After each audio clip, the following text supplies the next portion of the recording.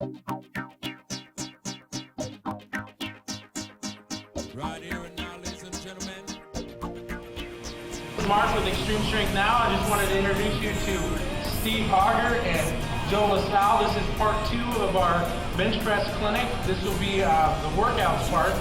These two are competitive power lifters, and I've enlisted their help to help us be able to push more weight on the bench press. Tonight you're going to see some workout stuff. Why don't you guys tell us what we're going to be doing?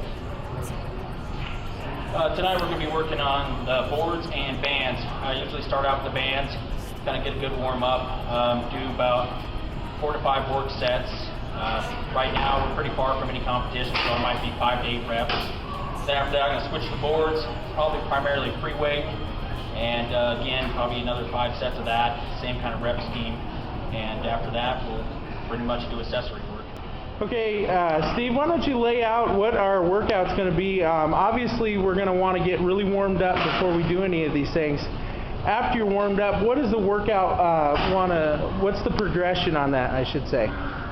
Well, today we're basically going to be working a lot of lockout work. Okay. Basically, it consists of band work, varying band tensions, and some board work. Okay. We're basically just trying to get the top end strength up or work weaknesses. Okay. Various weak points. So we're not using any weights with the bands right now, and why is that? Right now, the reason I do that is to build the stabilizer muscles and the stability in my benching.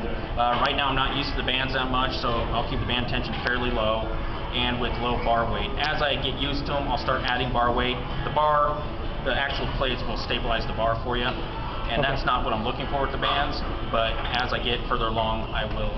As I advance, with the band tension, you do have to be pretty careful because it's a little more stress on the tendons, ligaments, joints, and is free weight. But the goal behind it is it hits stabilizer muscles, which aren't normally hit with free weight.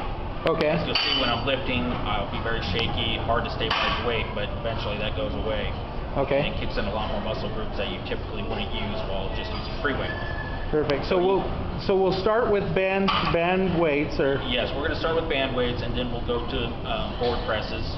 Okay. And what do board presses do for you? Basically, we're just going to take a 2x6 board, and we can do it up to 3-4 boards, and it's to isolate the various, usually your weak point. So if it's midway up, you can isolate in that area. It's really good for shirted lifting too. Okay. Because it works the top end strength, and you can really overload the weight quite a bit. Okay. And right now I'm going to be working free board because that's kind of I've lost a lot of my top end strength, so I want to get that back. Okay. And so when I go to do a meet, after the boards, what are we going to move to? After the boards, I think we're going to do some narrow grip, also to hit the triceps the rest of the way. Okay. Full range narrow grip. Okay. With moderate weights, a little more reps. And then probably finish off with just some machine work on the triceps. Okay. And, so really to isolate the triceps then? Yes, we're really going to work the triceps and top end of the bench press today. Okay.